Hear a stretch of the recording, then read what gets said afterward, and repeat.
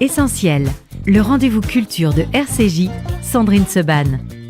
Une émission proposée avec la Fondation du judaïsme français. 01 53 59 47 47.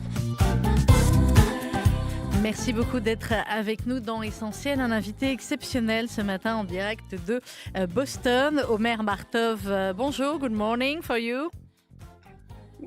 Thank you. Good morning. Merci beaucoup d'être avec nous. Omer Bartov, vous êtes l'un des professeurs d'histoire, l'un des historiens les plus connus et les plus reconnus. Vous êtes israélien. Vous enseignez, notamment à l'université de Brown. Vous êtes actuellement à Boston. On vous avait reçu pour votre précédent livre, Anatomie d'un génocide, et ce nouvel ouvrage de plus de 400 pages, Contes des frontières, Faire et défaire le passé en Ukraine. Je vous parle en français, Omer, vous me répondez en anglais. S'il y a un souci, on switch sur l'anglais. Ce nouvel ouvrage, cette nouvelle, comment on peut la qualifier en fin de compte? Parce que à la fois, c'est un travail extraordinaire d'historien, mais aussi finalement, comme c'était le cas dans vos précédents ouvrages, c'est quelque chose d'éminemment personnel. Comment vous qualifiez ce livre? Well, I would say I think about this book as a first-person history. So it's an attempt to tell the story of the world of Eastern Europe, particularly of Eastern Galicia, where the city of Buchach is located, to tell the story of that place before the world wars, before the destruction of the Holocaust, and to try to tell it through the words and stories and fantasies and myths of the people who lived there at the time. So in that sense, it's first person because it's through the eyes of individuals who lived there. It's also first person in the sense that I'm also connected to that world through my mother and through the stories that she told me about that place and especially about my own family. Alors, il y a 3 parties dans ce livre, Omer Bartov, et on va en parler. Ce qui est toujours extraordinaire avec vous, c'est qu'on se dit, oulala, 400 pages d'histoire sur une ville, une partie comme ça de cette région de Galicie qui est aujourd'hui en Ukraine. On se dit, ça va être compliqué, peut-être un peu ardu à lire, et en fin de compte, on commence et on est plongé et on dévore les 400 pages comme un roman. C'est ce qui fait aussi que, j'imagine, vos cours ont autant de succès et vos livres ont autant de succès, Omer Bartov, c'est que vous savez raconter l'histoire de manière absolument passionnante. Même des histoires de petits villages comme ça, très, très, on pourrait dire c'est de l'histoire très, très ciblée finalement. Well, I'd say that in a sense, I had a model for this, which was the great author Shmuel Yosef Agnon.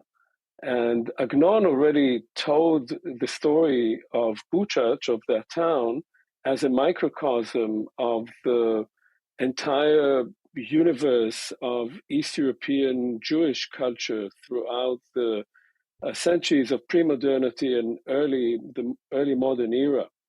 For me, the difference was, quite apart from not having the great talent that Agnon had as a writer, was to tell the story not only of the Jews, but of that world as an inter-ethnic world. It was a world in which Jews, Poles, and Ukrainians lived side by side, and that was the challenge, to tell it through their stories and to tell it in a way that would reflect how they saw that world rather than how a historian would see it from a distance. Vous dites side by side, l'un à côté de l'autre, et effectivement, quand on va rentrer un peu plus dans le livre, on se rendra compte à quel point c'était le cas. Avant qu'on rentre dans le livre, Omer Bartov, bien évidemment, c'est à l'historien que je pose aussi cette question.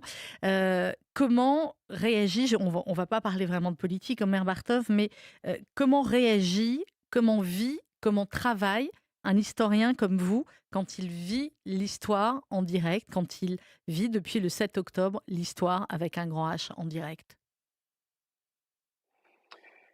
Well, there is actually a connection between the work that I did, both for Anatomy of a Genocide and for Tales from the Borderland, on Eastern Europe, on that vast world of different cultures, different ethnicities, different religions. And what I see has been happening in Israel and in Palestine, where you have two peoples, three religions living side by side, and often is struggling one against the other. And obviously, my great fear is that all this can happen in this, it can end up in the same kind of calamity that we saw eventually happening in Eastern Europe. So I have to say that I'm both worried about this, but I also see that we can understand the world of Israel-Palestine much better if we look back in history and see that the only way to resolve such conflicts is to understand that two peoples who have a claim on the same land need to find a way of living together. Today we have 7 million Jews and 7 million Palestinians living in what is called historical Palestine, that's mandatory Palestine. And if they don't find a way to share that place, then they will continue slaughtering each other as they have been doing to a larger extent from one year to the next. Ma question, Omer Bartov, était également sur la manière dont les historiens, d'abord, est-ce que c'est le travail des historiens de travailler finalement sur un événement comme ça, du 7 octobre, immédiatement? Les journalistes, oui, les écrivains, le temps de l'écriture, c'est un peu plus tard. Est-ce qu'on pense à la manière dont vos confrères, dont les historiens de dans 10 ans, dans 15 ans, dans 50 ans, travailleront sur ce qui s'est passé le 7 octobre? Not sure I quite understood the question. Okay. Could you, when you are an historian, est-ce que vous, je vais refaire la question en français, et Léo vous la retraduira, est-ce qu'on réfléchit, quand on vit l'histoire en direct, à ce qu'il faut faire comme travail immédiat pour laisser des preuves, laisser différents écrits et témoignages pour les historiens des années à venir? As an historian, like when you as an Yeah. historian, like when you see the history like in live, how do you do as an historian to like to elect something for the future historian, something that will be important and will have an important meaning? How do you feel it as an historian? How will we write the history Yeah. that is happening now in the future? That's true. Yes. That's a big question, of course, because historians usually write the history of the past, and it's very hard for them to write the history of the future. But I would say that a lot of that would depend on what happens in the very near future, because the history of what is happening now will be written differently if, I'm afraid, if Israel under its current government, continues the kind of devastation that it's causing Gaza without halt. That will mean two things. First of all, it will mean more and more destruction on Palestinians. It actually will mean a second ethnic cleansing of the Palestinians, a second Nakba, which is what happened in 1948. But it will also mean that Israel itself as a country, as a society, will remain in the hands of the most extreme elements, will become a less democratic country, a less liberal country, a poorer country, and a more isolated country for decades to come.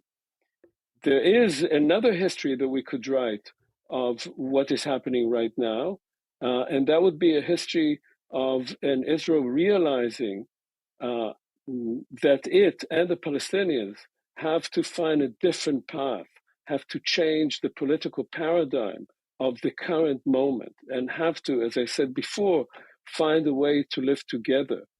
That would be a history that I will not be around to write it, but I would want historians in the future to be able to write a history in which two nations, two peoples, two groups found a way to live together in peace and in justice and in mutual dignity rather than in constant conflict.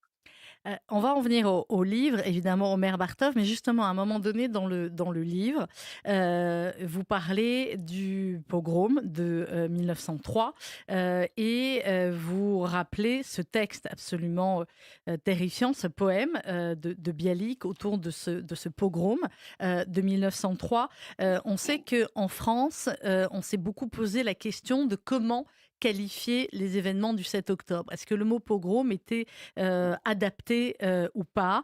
Je crois qu'en Israël, on parle de Shabbat Shachor, le Shabbat noir. Est-ce que l'historien doit toujours trouver un mot pour qualifier des événements, ou est-ce que finalement, on ne peut trouver le mot juste qu'un peu plus tard? Well, many terms have been applied to what happened on October 7th and to what has been happening since. The word pogrom has been used. The greatest killing of Jews since the Holocaust.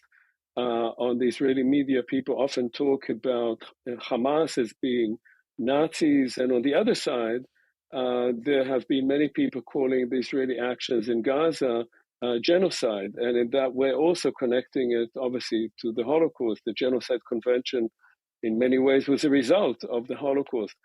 I think all these terms are used more for reasons of propaganda rather than for explaining what is actually happening. October 7th was not a pogrom because pogroms were events whereby a Jewish minority living in a majority Christian country, usually a monarchy, such as in Russia, an empire, were attacked by members of the majority. And they did not have an army of their own. They did not have police of their own. They couldn't protect themselves. And therefore they were slaughtered. And Bialik, when he wrote that poem, his poem was really a call for Zionism, to create a Jewish state, to create a people that could defend itself. And that is what Zionism did. It created the Jewish state with the Jewish army, with the Jewish police, and with the Jewish government. And that army had a tremendous fiasco. There was a terrorist attack from across the fence. It's a bit hard to say that it's across the border because Gaza is actually still an occupied territory, but however we speak about it, there was a terrorist attack, and the Israeli army and police and government were not prepared for it, although they could have expected it, and acted very, very badly. So it was a fiasco, a response to a terrorist attack. To describe the attack of October 7th as a pogrom is like to speak about 9/11, the attacks by Al-Qaeda on New York and Washington as being a pogrom. It obviously was not a pogrom. Ok.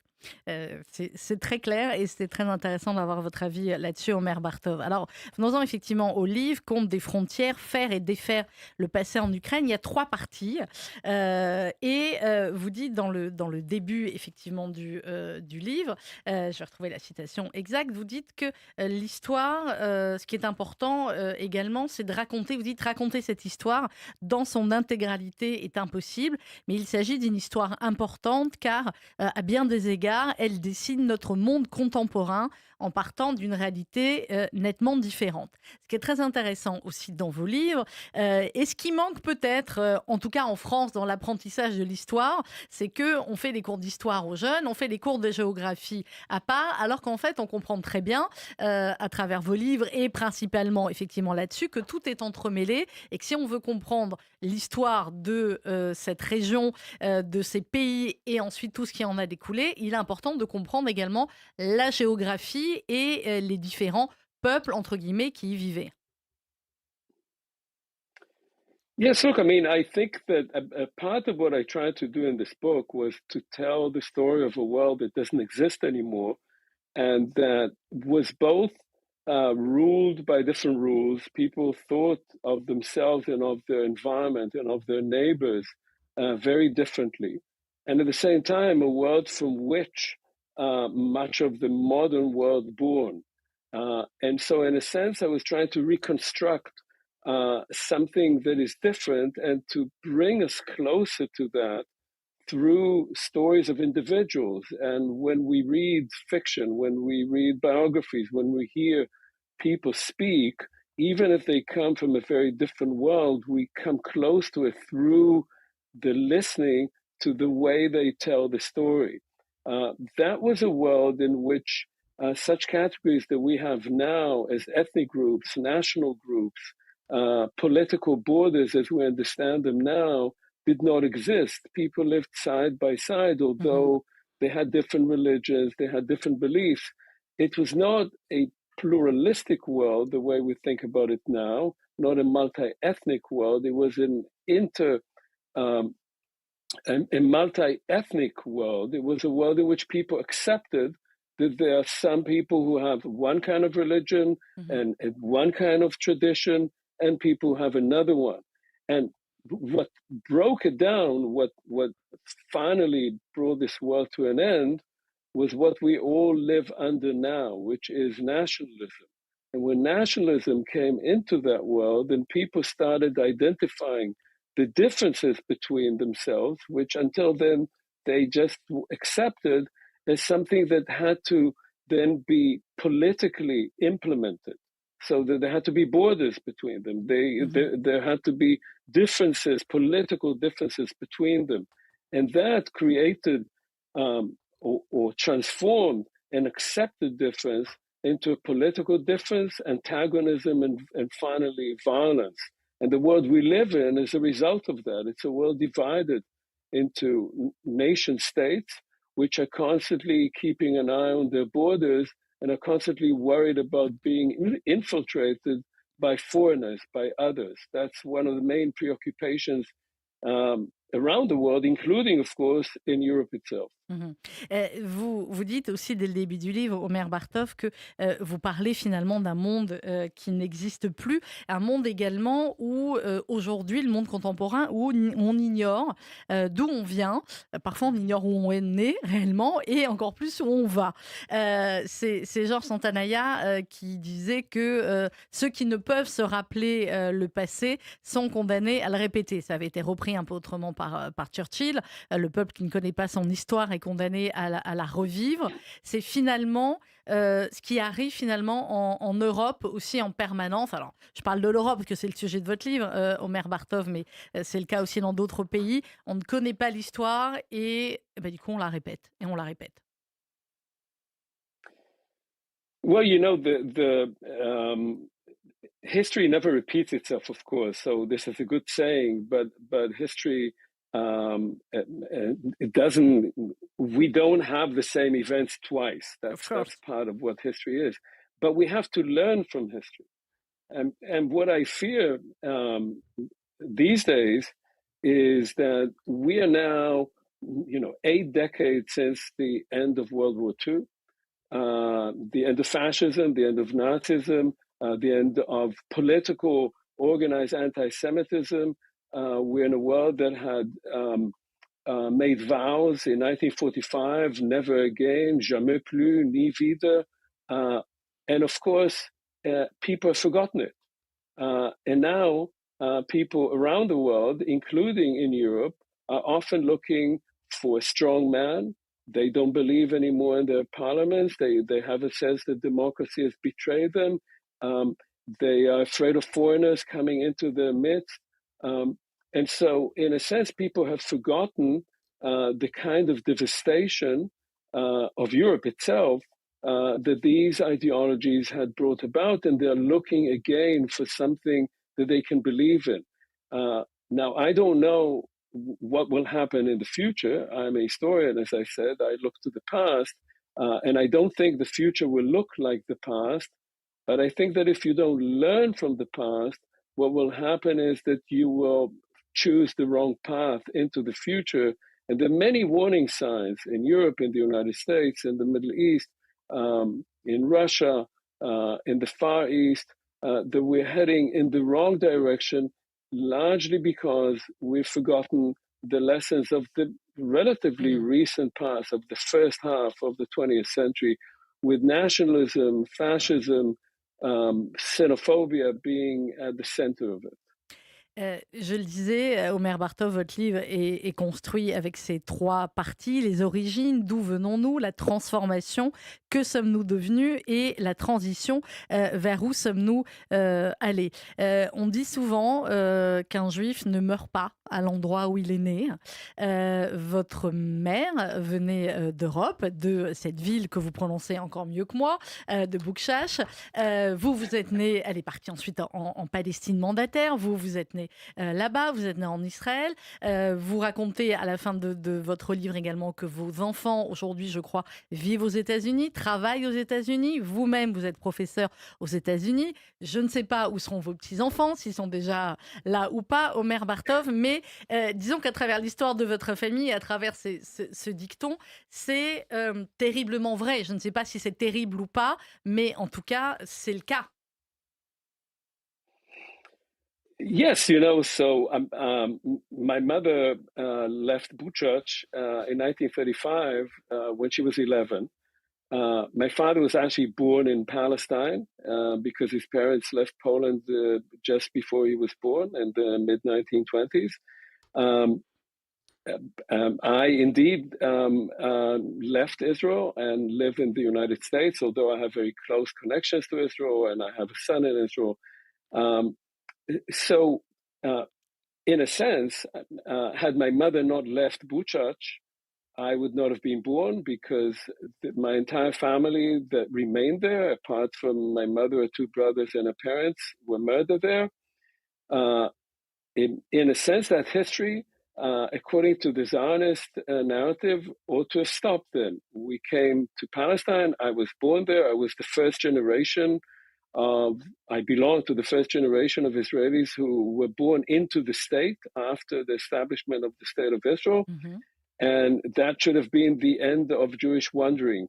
And Zionism would like to see it that way. And my own father was not happy when I established myself in the United States. He hoped that I would be a second generation already. Mm. And not only because he wanted to be me to be close to it, but also for ideological reasons. So yes, there is, a kind of trajectory here. I'm married to a Chinese woman, and so I have two children who are partly Chinese and have their own history. Yeah. או מלא מלא, I would say, but yes. זה יותר טוב, נכון, זה יותר יפה. יותר טוב, כן, כן. So, yes, there is that kind of trajectory. But I think we live in a world as well where people move around a great deal and people can be, and many are, much more open to the possibility of mixing cultures rather than only closing in on their own identities and their own cultures. Alors, dans le livre, Omer Bartov, Contes des frontières, Faire et défaire le passé en Ukraine, c'est sorti aux éditions Plein Jour. Ce qui est absolument passionnant aussi à chaque fois, c'est cette plongée dans ce monde perdu, vous le redites à la fin, ce monde perdu à jamais. Et alors, vous racontez cette synagogue qui était fréquentée par Agnon, vous racontez également à quel point le savoir était quelque chose d'extrêmement important et que parfois, pour marier sa fille, on préférait avoir quelqu'un qu'on appelait un prodige, quelqu'un d'extrêmement intelligent, des étudiants érudits, plutôt que d'avoir quelqu'un qui financièrement pouvait peut-être payer un peu plus. Vous dites la forme la plus pure d'amour était réservée à la Torah. Yes, well, this is from Agnon, and that's part of the world that the people that he describes in his great book, which does not exist in French as far as I know, Irum Loa, the city whole, that's the kind of world that he has tried or had tried to reconstruct in his vast oeuvre on Buchach. obviously, I describe it, I think, with a great deal of love for it. I don't belong to that world. I belong to a very different one. I was raised secular, but I find a great beauty in that belief that ultimately the pure knowledge, the pure understanding exists in a book. As a historian, I can admire it. As an individual, as a citizen, as a modern person, I can only see it from the side, but I cannot myself be part of it. Omer Bartov et Freud dans tout ça. Non pas Freud, enfin Freud, mais pas Sigmund, si je voulais dire, mais Martin Freud. On voit aussi, il y a Agnon dans le livre. Alors, ce qui est formidable, c'est qu'effectivement, on a comme ça quelques personnages ô combien célèbres et importants pour le judaïsme. Et il y a Freud aussi, mais pas celui qu'on attendait. I'm sorry, I missed that. I ask and Freud because you talk in this book about Martin Freud. Freud. Freud. Oh, sorry. Sorry for my accent. Yes. Yes. No, I didn't understand. Well, Freud is a very interesting case because, of course, Freud was not born there, but his ancestors, both his grandfathers, came from Buchach, and his son created a particular image of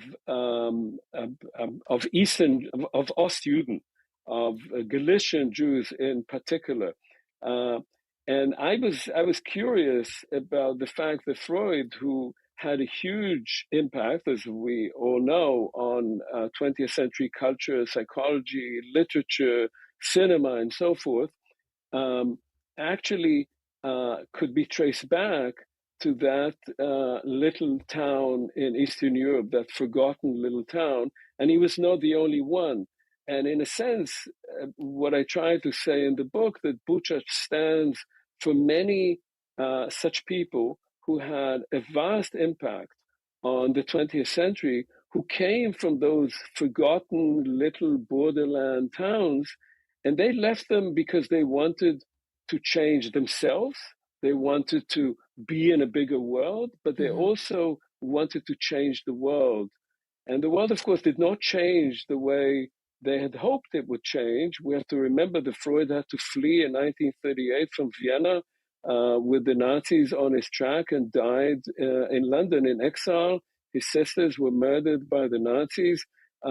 So the world didn't turn the way they hoped it would, and they did not necessarily change it in the way they had hoped, but that relationship between the margins, these marginal little places on the edge of the world, and the way the world was remade is one that we tend to forget. And I think it, in some ways, when we look at the margins, when we look at the borderlands, we can find the roots of much of what became the actual history of the 20th century, for better and obviously also for worse. Alors, Omer Bartov, dans la dernière partie du livre, c'est le récit de votre mère. Vous dites d'ailleurs que vous regrettez finalement de l'avoir fait parler si tard. Et c'est un conseil qu'on donne souvent à nos auditeurs, peut-être même aux plus jeunes qui nous écoutent. Prenez maintenant, c'est facile avec le téléphone portable, et enregistrez vos parents, enregistrez vos grands-parents, tant que vous avez cette chance de les avoir et qu'ils puissent vous raconter. Vous, c'est ce qui va se passer avec votre mère. Et vous dites en même temps, au moment où je découvrais ce monde, je prenais conscience de sa disparition. Yes, this was a sort of curious moment, and that moment itself happened already about a quarter of a century ago. My own conversation with my mother. I grew up in Israel. My generation didn't think much about the past. We were sort of told not to look back, but to look forward. And it was at some point that I thought, well, let's ask my mother about her childhood. I was thinking then maybe writing about the town that she came from. And when she talked about it, I realized that I was really getting the last glimpses of that world. She mentioned members of family. You know, she was 11 when she left. Mm-hmm. So she remembered there were few, there was an uncle, there was an aunt, there was an uncle who played the violin. But she knew already very little. And then those people stayed behind. And she left in 35. In 39, the Soviets came. In 41, the Germans came. And then all those people were murdered. Mm-hmm. And so I felt that I was getting the very last glimpses of that world. And that, in a sense, was my incentive to try and get all these fragments, historical, biographical, and to try and put them together again to the best of my ability. Alors, vous racontez dans le livre comment vous faites parler votre mère, vous demandez à votre fils qui est plus petit de jouer dans 20 coins, vous mettez votre fils sur la chaise haute, c'était il y a 25 ans, et vous faites parler comme ça votre mère, et puis vous racontez quand vous vous êtes rendu ensuite évidemment plusieurs fois en Ukraine, vous regrettez de ne pas y avoir été avec elle, et vous parlez également Omer Bartov, et ça aussi, ça fait partie de manière différente, mais de manière ô combien importante, de ce dont on ne se rend pas compte quand on les a, et on s'en rend compte quand on l'a perdu. C'est le, comment vous le dites en yiddish, le Luschkenkugel. Les pâtes aux œufs de votre grand-mère. Et je voulais juste lire ce passage parce qu'il est magnifique.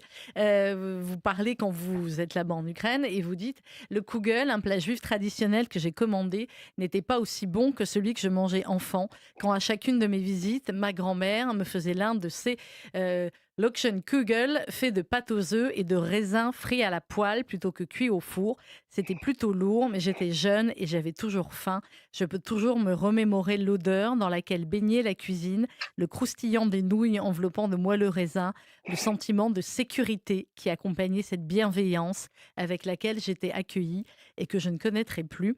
Ma mère n'a jamais préparé ce plat. » C'est bizarre à dire, Omer Bartov, mais ce passage qui ne fait que quelques lignes sur 400 pages d'historien on va dire plus sérieux, je le trouve absolument bouleversant. Parce qu'on a tous, dans des traditions différentes, ce plat comme ça dont on sait qu'on ne retrouvera plus jamais la même saveur. Yes, well, thank you.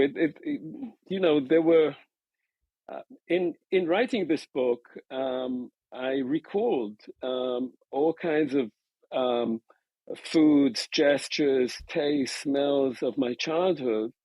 And I realized that at the time, of course, this was just what I experienced, but they themselves had been brought from that world that I had never been to, that I knew nothing about.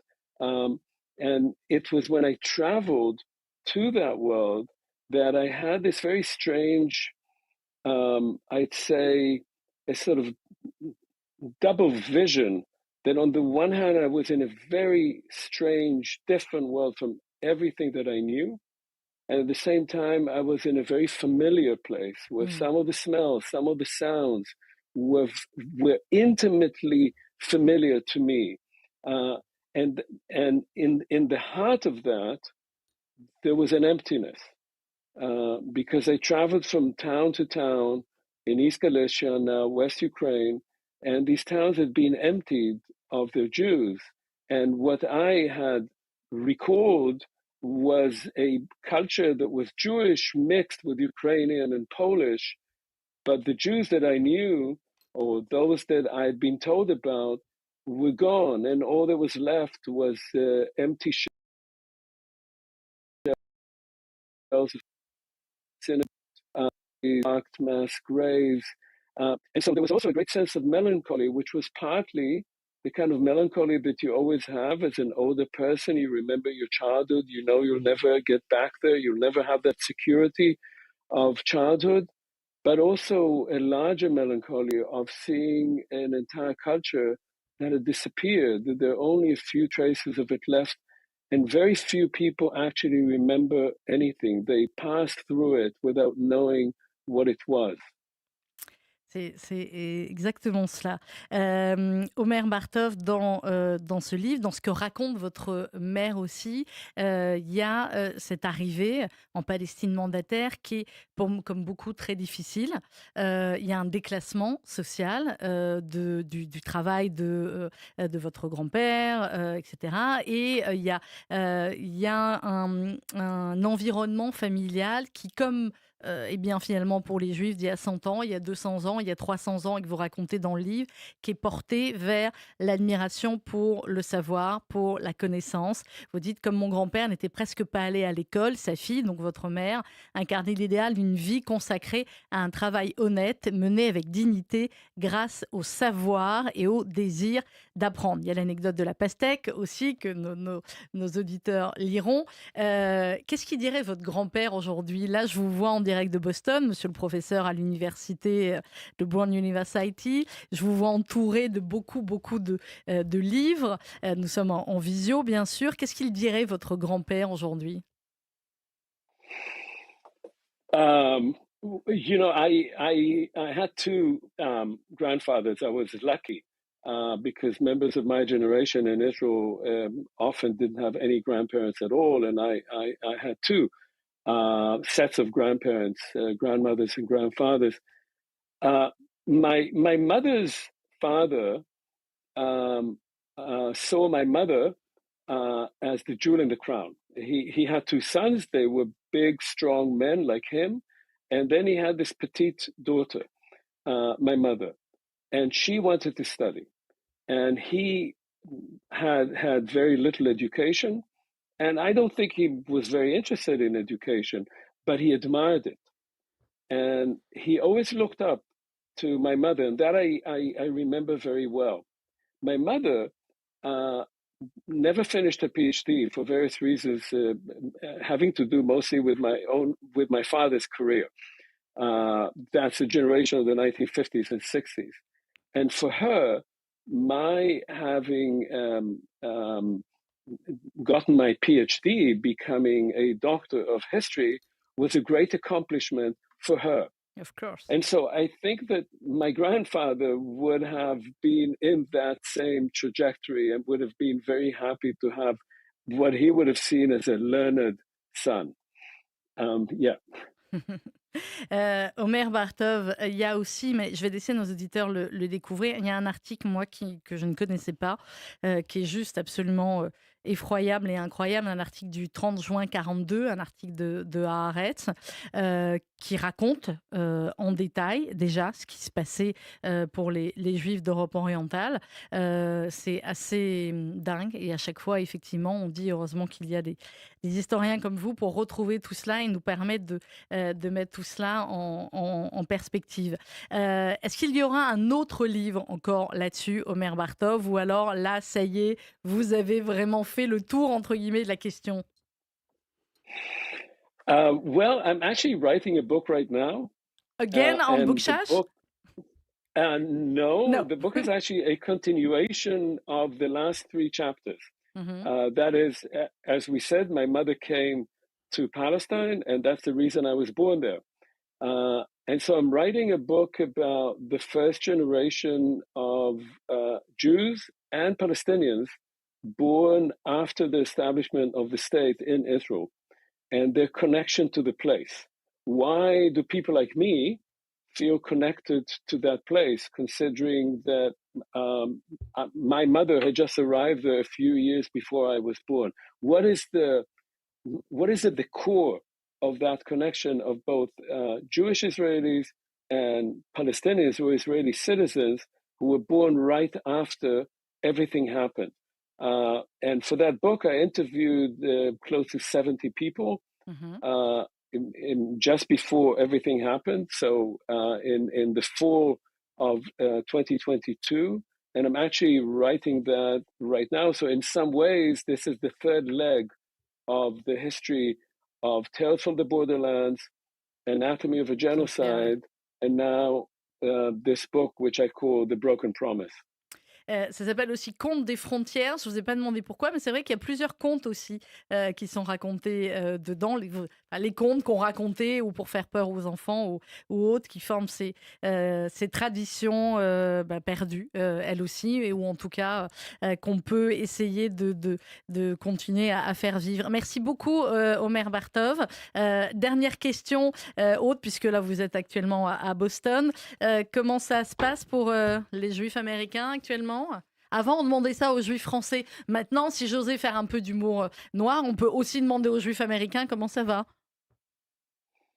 I think American Jewry is going through a very difficult period. Maybe part of it is Welcome in the good. I club. mean, yes. I teach at a university, so I know. I always have the privilege of being with young people. My students are always young. And I think that young Americans and young Jewish Americans are very confused now because they've been taught in Sunday school and so forth to love Israel, to have an attachment to Israel. They go to Israel. And at the same time, they're now, I think, seeing Israel, first of all, being attacked by many people, but also acting in ways that they, as good liberal Jews in America, find objectionable, to say the least. And so it is a difficult time. I think there's a growing distance from Israel. I hope that will not continue. I think that many American Jews are having to reevaluate who they are, what their connection to Israel is, and what I'm hoping, not only for French Jews, but also American Jews, I mean, both American and French Jews, that they actually take part in a renovation of Israel as well, not only of their own identity, which I think is in one way or another connected to Israel, but also in helping to change that society over there in Israel in ways that they could live more comfortably with and that would be more accepting of others than it is today. Eh bien, merci beaucoup. Merci, Omer Bartov, d'avoir été avec nous en direct de Boston. Bonne journée à vous. Merci à vous. Merci. Omer Bartov, Contes des frontières, Faire et défaire le passé en Ukraine. C'est aux éditions Plein Jour.